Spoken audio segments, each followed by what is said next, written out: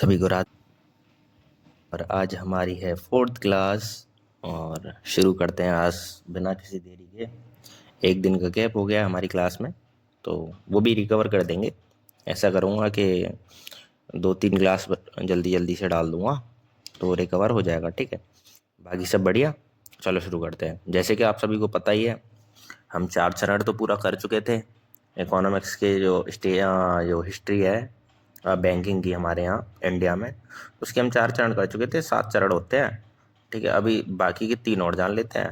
तो 5वें चरण पे हम आ गए हैं। ठीक है, अब 5वें चरण पे जब हम आ ही गए हैं, तो आपने आंसर तो रेडी करके ही रखे होंगे। ठीक है, तो आंसर जब रेडी करके रखे हैं तो कमेंट सेक्शन में बताना ही है आपको। ठीक है, अब आगे बढ़ते हैं, 5वें चरण पे चलते हैं। 5वां चरण क्या कहता है देख लेते हैं। 5वां चरण यानी पंचम चरण। पंचम चरण पंचम चरण क्या कहता है, यानी फिफ्थ स्टेज जो थी हमारे यहाँ इंडिया में बैंकिंग की, कि वो स्टेज में मतलब होता क्या है, क्या क्या हुआ है इस एज में। ठीक है, तो जैसे 1936 से 1946 तक ये चली थी। ठीक है, तो मतलब ज़्यादा नहीं, ये 13 साल के लगभग की स्टेज है। तो इसमें ना नई नई बैंकों का मतलब जैसे में नई नई बैंकों की जो डेट है ना, मतलब जैसे मैं बताता हूँ, इसको एक और नाम से जाना जाता है। इसको ना बैंकिंग का जो विस्तार हुआ है, ठीक है, जो बैंकिंग विस्तार की अवधि का आ जाता है इसे, इसको। ठीक है, बैंकिंग में मतलब बैंकिंग क्षेत्र है ना, ठीक है, उसमें जो विस्तार हुआ है मतलब जो एक्सपेंडिशन होता है, ठीक है, किसी चीज़ का को एक्सपेंड किया गया है, तो उसका विस्तार किया गया है, यानी ठीक है विस्तार हो गया है। ठीक है, बैंकिंग विस्तार की अवधि कहा जाता है इसको। ठीक है, ये भी कहते हैं इसको। यहाँ तक तो क्लियर हो ही गया है। ठीक है, अभी आपको एक चीज़ और बता देता हूँ मैं आपको। ऐसे जो कई सारी बैंक थी, तो इसमें क्या होता है, जब सभी बैंक्स में जो यहाँ पे ना एक चीज़ और हुई थी। अब इसे क्यों कहा जाता है, पहले मैं ये बता देता हूँ कि बैंकिंग विस्तार की अवधि इसलिए कहा जाता है कि यहाँ पे ना जो बैंक थी, सभी बैंकों में ना पैसा, जो डिपॉजिट पैसा हुआ ना, डिपॉजिट पैसा, डिपॉजिट और मांग। ठीक है, यानी मांग किसकी होती है, लोन की मांग होती है हमेशा। मांग इंसान किसकी करता है, लोन की ही मांग करता है बैंक से। ठीक है, तो ये भी बढ़ी। और इसके साथ साथ जब जब डिमांड बढ़ी, ठीक है, जब डिमांड इंक्रीज हुई, तो डिमांड इंक्रीज हुई तो बैंक भी बढ़ेगा ना, बैंक भी तो चाहिए ना फिर। तो बैंक्स भी बढ़ गई, तो बैंक भी बढ़ गई ना, तो बैंक भी बढ़ गई, तो इसमें क्या हो गया फिर, जो पुरानी बैंकें में थी वो भी, पुरानी बैंकें में भी नई नई ब्रांच आ गई। ठीक है, और नई नई जो बैंक बनी वो भी बता देता हूँ, जो नई नई बैंक भी बनी थी। ठीक है, तो अब मैं यहाँ पे बता देता हूँ। ठीक है, तो अब इसमें ये ले लेते हैं जो बैंक थी। ठीक है, इसमें इस समय में, ठीक है, इस समय में जमा, ठीक है, बैंक्स में, ठीक है, जमा और मांग राशि में वृद्धि हुई। ठीक है, मांग राशि में वृद्धि हुई। ठीक है, और यहाँ पे ना इसमें ये भी हो गया कि मतलब नई एंड, यहाँ पे एंड मतलब और लिख लेना, नई बैंक्स के साथ, नई बैंक्स के साथ पुरानी बैंकों की भी जो ब्रांचेस थी वो भी खुल गई। यहाँ पे नई बैंक्स के साथ पुरानी, ठीक है, नई बैंक्स के साथ पुरानी बैंक्स की ब्रांच भी खुल गई। ठीक है, बैंक्स की शाखा भी खुल गई, मतलब ब्रांचेस, जो पुरानी बैंक थी उनकी ब्रांचेस खुल गई अलग अलग जगह पे, जैसे एसबीआई की मेन ब्रांच हो गई, उसके बाद फिर छोटी छोटी यूनिट्स हो गई उसकी ब्रांचेस की, कोई कहीं पे है और कोई कहीं पे है। ठीक है, अब यहाँ पे बैंक भी बनी थी इसी दौरान, इसी स्टेज पे दो बैंक भी बनी थी। अब मैं बैंक्स बता देता हूँ, जो स्टेबलाइज जिसे बोलते हैं इंग्लिश में, अरे यार, स्टेबलाइज्ड। ठीक है, तो यहाँ पे जो बैंक बनी थी वो मैं आपको बता देता हूँ। एक बनी थी यूनाइटेड कॉमर्शियल बैंक। ठीक है, यूनाइटेड कॉमर्शियल बैंक।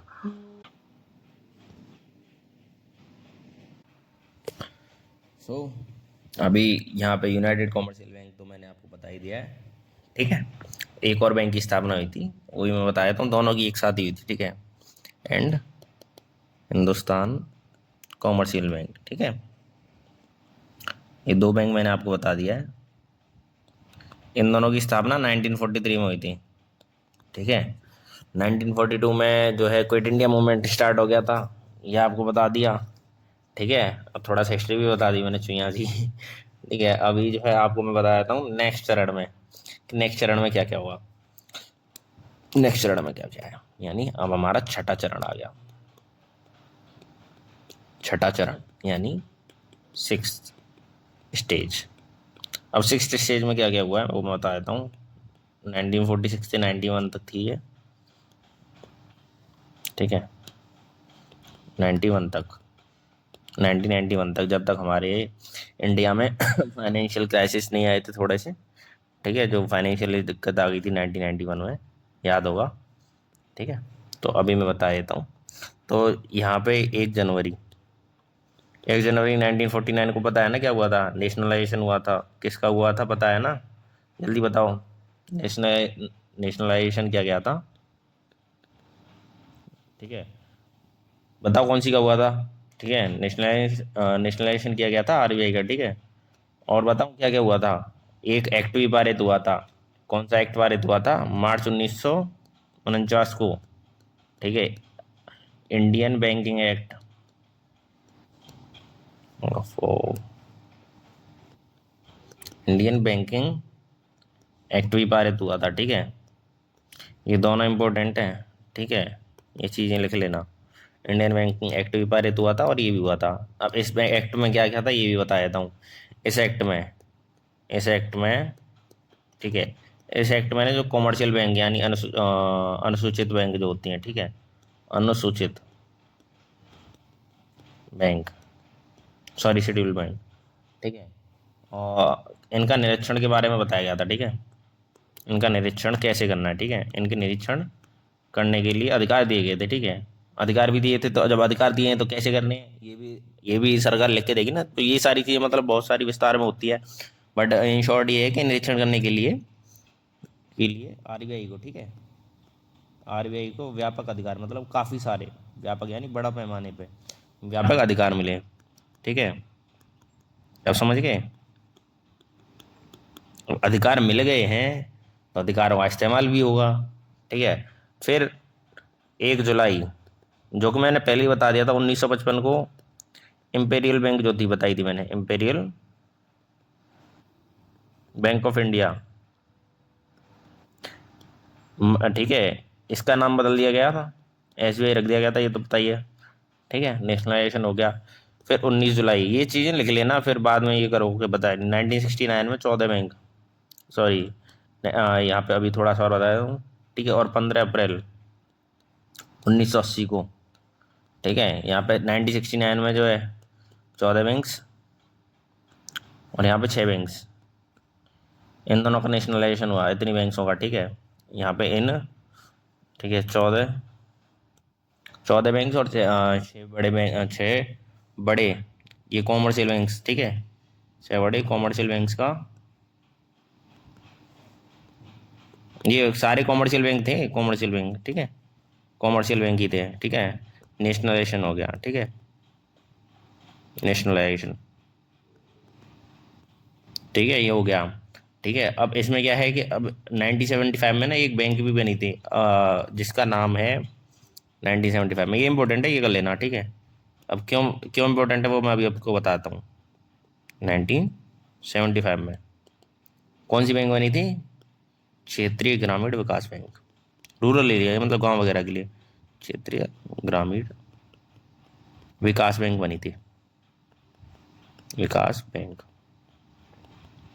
ठीक है। यानी इंग्लिश में बोले तो आरआरबी, ठीक है, रीजनल, ठीक है, क्षेत्रीय रीजनल हुआ, ठीक है। यहाँ पे गांव के लिए रूरल, ठीक है, बैंक, ये बैंक की स्थापना हुई थी, ठीक है। अब इसकी स्थापना स्थापना हो तो गई 1975 में। सिफारिश किसने करी? सिफारिश पे हुई, किसकी सिफारिश पे हुई? एक समिति थी जिसकी सिफारिश पे हुई, नरसिम्हम,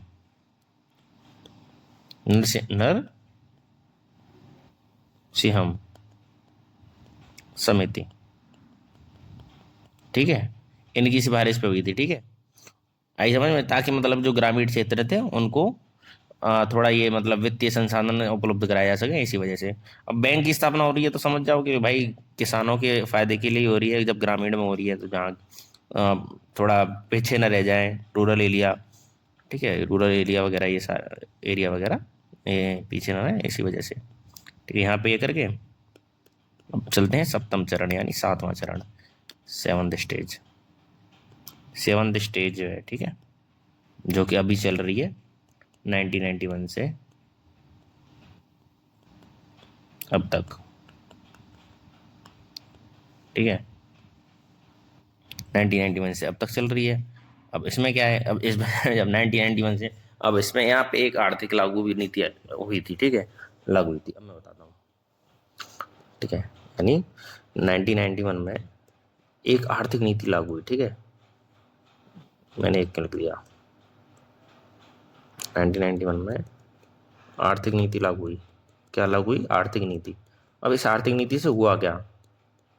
आर्थिक नीति से ना प्राइवेटाइजेशन, जो प्राइवेट सेक्टर में चुके, देखो अब इंडिया ना अचानक से ओपन ओपन नहीं हुआ था कि भाई कि सब चीज पहले हमारा इंडिया ना समाजवादी टाइप से काम चल रहा था कि सरकारी सारी चीजें कर रही है, लोगों का कल्याण की चीजें सारी सरकारी कर रही है, तो इसी वजह से तो अब इसमें क्या है, आर्थिक नीति लागू हुई। तो इनके बाद, इसके होने के बाद, क्या लागू होने के बाद, इसके लागू लागू होने के बाद, ठीक है, 1934 से 1994 में जो निजी क्षेत्र थी ना, जो निजी मतलब जो निजी बैंक थी, ठीक है, प्राइवेट बैंक थी, ठीक है, ठीक है, मैं निजी, अरे यार, मैं निजी क्षेत्र वाली बैंक यानी प्राइवेट सेक्टर वाली, प्राइवेट प्राइवेट सेक्टर यानी प्राइवेट, जो समझ रहे हो ना, प्राइवेट यानी निजी, जो उनके लोगों के खुद के को पुनः बैंक, ठीक है, मतलब प्राइवेट सेक्टर भी हो, जैसे अभी HDFC वगैरह ये सारी हैं, एक्सिस बैंक की प्राइवेट है ना, खोलने की स्थापना, खोलने की अनुमति दे दी, ठीक है, खोलने की अनुमति दी गई, ठीक है। यहाँ पे ये याद कर लेना, क्योंकि अभी मैं बताऊँ क्यों, अभी बताता हूँ, ठीक है। अब इसी के साथ ना एक चीज़ और लिख लो, इसी के साथ विदेशी बैंकों को भी, ठीक है, विदेशी, ठीक है, बैंक्स को भारत में अपना विस्तार, ठीक है, भारत में अपना विस्तार, ठीक है, विस्तार एवं शाखाएं खोलने की अनुमति मिल गई, ठीक है। आई समझ में? आपने देखी होंगी, अमेरिका की भी तो बैंक है हम इंडिया में, हमारे इंडिया में, ठीक है, यहाँ पे मुंबई में स्थित है उसकी ब्रांच, ठीक है। अब जो बैंक थी, ठीक है, अब जो बैंक थी उनके मैं नाम लिखा देता हूँ कि टोटल कितनी बैंक ऐसी हुई और प्राइवेटाइजेशन के बाद कौन कौन सी बैंक बनी है, ठीक है, कि जो प्राइवेट बनी है, ठीक है, प्राइवेट सेक्टर वाली बैंक। अब बैंकों के नाम, बैंक्स के नाम, ठीक है, बैंकों के नाम लिखा देता हूँ, यहाँ पे बैंकों के नाम लिखता हूँ, ठीक है। बैंक ऑफ हिंदुस्तान, लिखते चलना, ठीक है, फटाफट फटाफट। बताओ जल्दी से, कब हुई थी ये? 70 है, 70, याद होनी चाहिए, ठीक है। Bank of Bengal, bank of Bengal कब हुई थी बताओ जल्दी? 1806, है ना। Bank of Bengal 1806। Bank of Madras, sorry, bank of Bombay, Bombay पहले बम्बई मुंबई को बॉम्बे बोलते थे ना, 1840, ठीक है। फिर कौन सी की हुई? बैंक ऑफ मद्रास, ठीक है, 1843। अब ये मर्ज करके कौन सी बनी थी? जल्दी से बताओ, मर्ज करके कौन सी बनी थी? IBI 1921 में, इंपीरियल बैंक ऑफ इंडिया, ठीक है।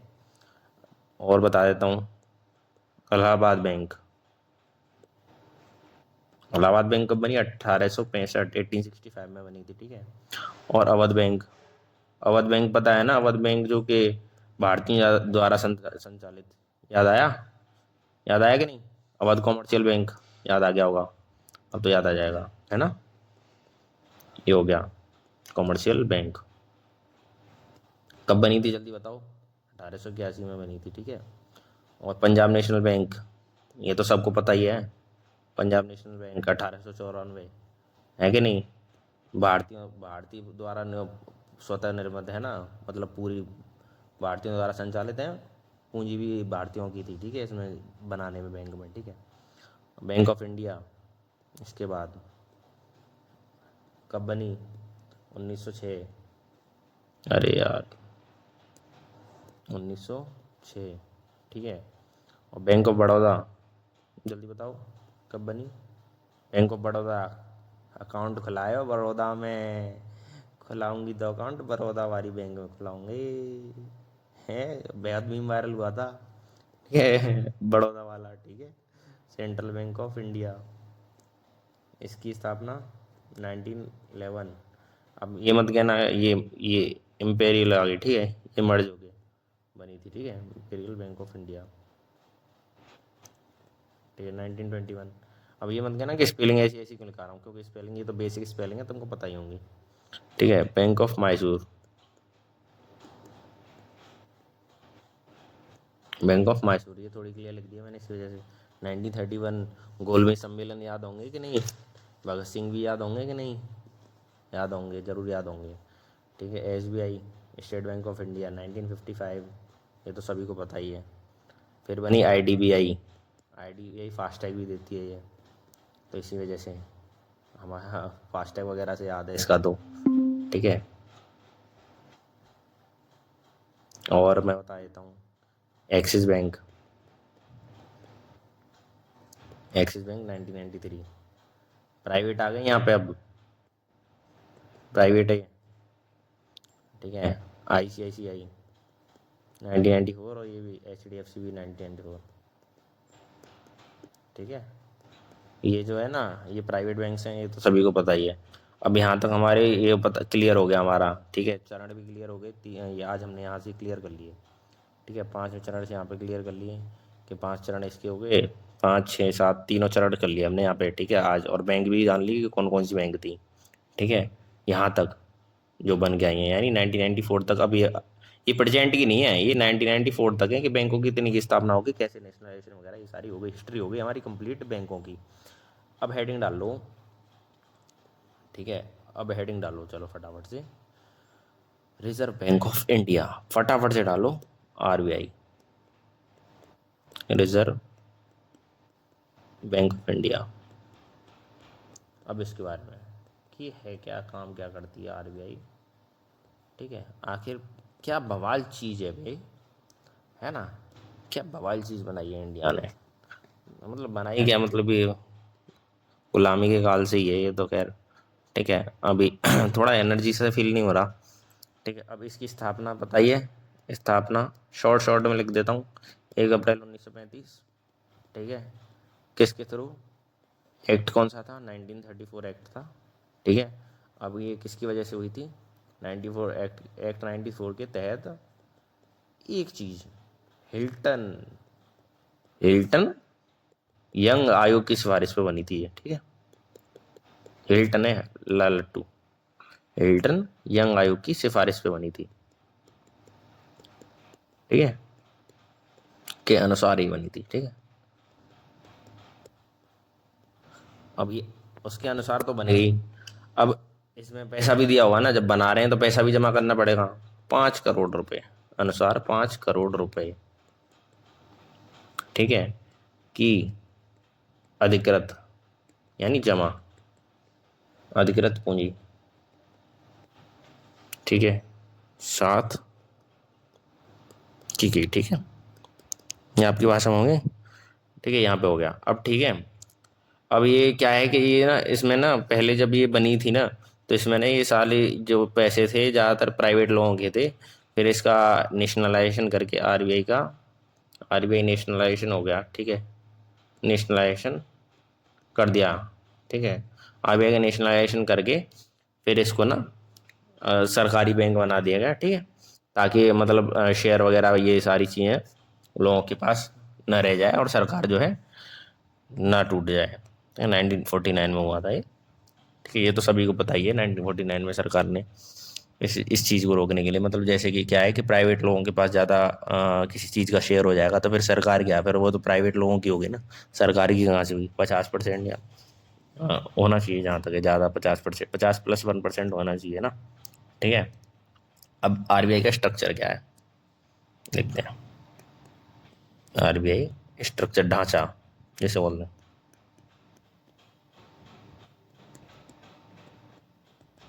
ढांचा। ठीक है। अब आरबीआई का स्ट्रक्चर क्या है? ठीक है। आरबीआई में मतलब आरबीआई में ना क्या, आरबीआई को कौन निर्देश देता है? ठीक है। अब इसमें क्या है, देखो 20 सदस्य होते हैं। ठीक है। अब एक जो है ना 20 सदस्यों का मंडल होता है, 20 सदस्यों की केंद्रीय केंद्रीय जो मंडल होता है ना द्वारा निर्देशन और प्रबंधन किया जाता है इसका। ठीक है। मैनेज। ठीक है। आरबीआई को कितने? 20 लोग। अब 20 कौन कौन से होते हैं ये बता देता हूँ। एक गवर्नर। ठीक है। 4 डिप्यूटी गवर्नर। ठीक है। 4 डिप्यूटी गवर्नर। एक वित्त मंत्रालय द्वारा नियुक्त। ठीक है। एक जो है वित्त मंत्रालय। हम्म, वित्त मंत्रालय द्वारा नियुक्त अधिकारी। फाइनेंस फाइनेंस ऑफ जो मिनिस्ट्री होती है। ठीक है।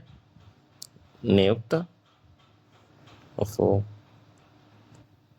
नियुक्त अधिकारी। ठीक है। ये हो गया। 10 भारत सरकार द्वारा नामित। ठीक है। ध्यान से जो जो चीजें लिख लेना। ठीक है। नामित जो देश। ठीक है। देश के आर्थिक जीवन के विभिन्न क्षेत्रों में, ऐसे ही लिख देते हैं इसको, आर्थिक जीवन के विभिन्न क्षेत्रों में, विभिन्न क्षेत्रों का कर देता हूँ। ठीक है। प्रतिनिधित्व करते हूँ। ठीक है।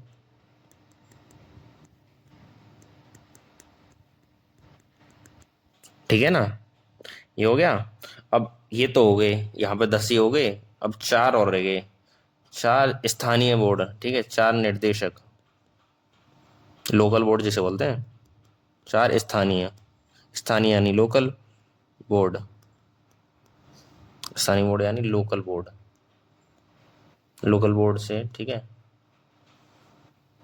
लोकल बोर्ड का प्रतिनिधित्व के लिए,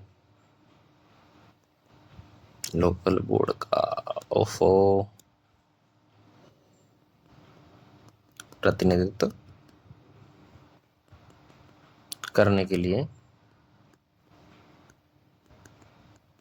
सेंट्रल गवर्नमेंट द्वारा मतलब मनोनीत किए जाते हैं, जैसे 12 लोग मनोनीत किए जाते हैं ना। ठीक है। राज्यसभा में। ठीक है। अब कहाँ से किए जाते हैं? साइंस वगैरह से किए जाते हैं, साइंस आर्ट्स। ठीक है। मतलब भौतिक विज्ञान, भौतिक और आर्टिस्ट को हिंदी में क्या बोलते हैं यार, ध्यान नहीं आ रहा। कला, कला जैसे बोलते हैं, कला क्षेत्र वगैरह, ये सारे क्षेत्रों से मनोनीत किए जाते हैं ना। ठीक है। के लिए मनोनीत किए जाते हैं, मनोनीत किए जाते हैं। ठीक है। अब ये हो गए। अब अलग अलग बोर्ड भी होते हैं। ठीक है। अब इसमें बताता हूँ। एक तो आरबीआई हो गया। ठीक है। अब जो अनोदर बोर्ड होते हैं यानी अन्य बोर्ड। ठीक है। आरबीआई इतनी बड़ी ब्रांच है, एक बोर्ड से थोड़ी चल जाएगी।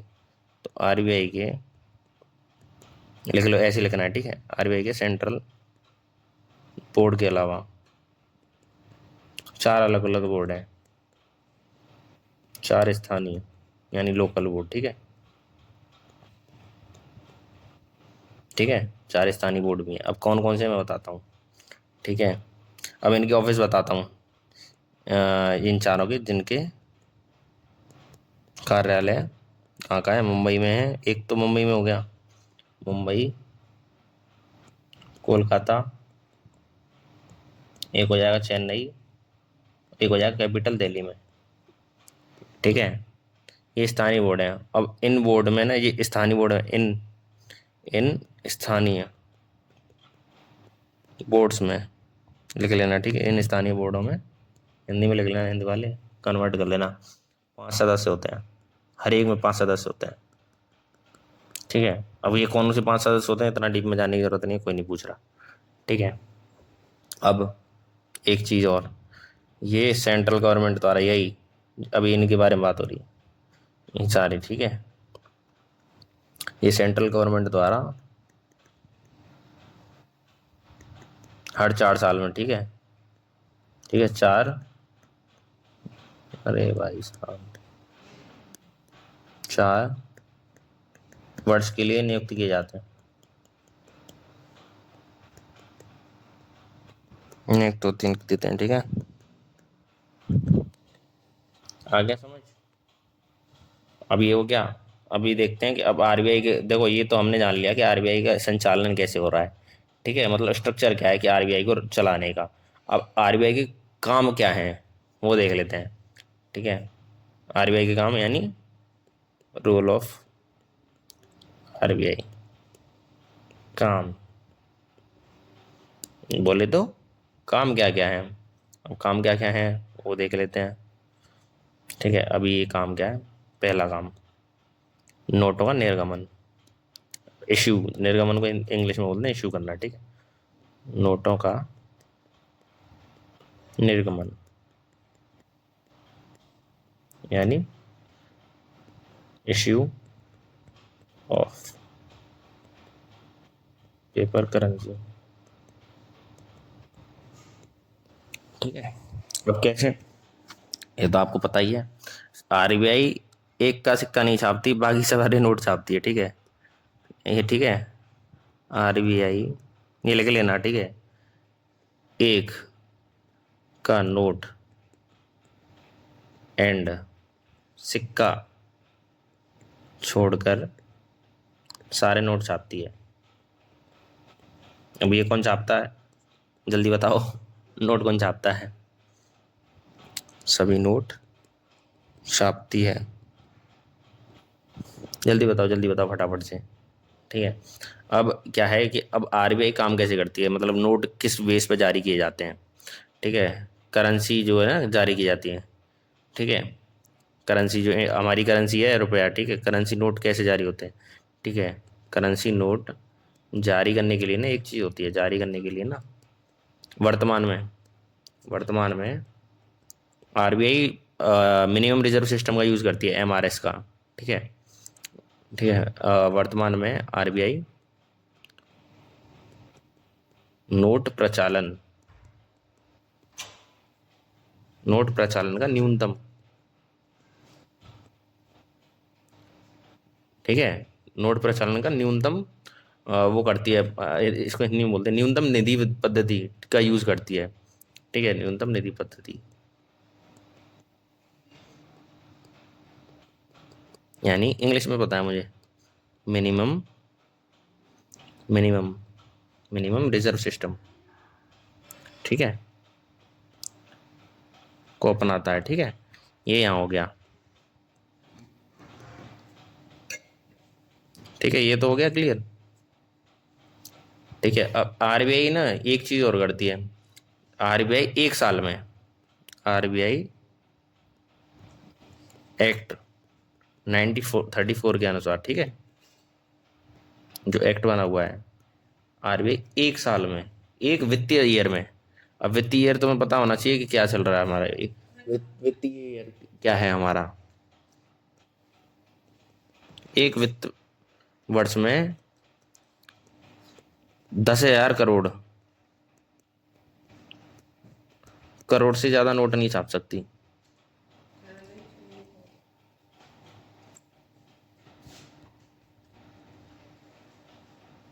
नोट जारी नहीं कर सकती, ये लिख लेंगे,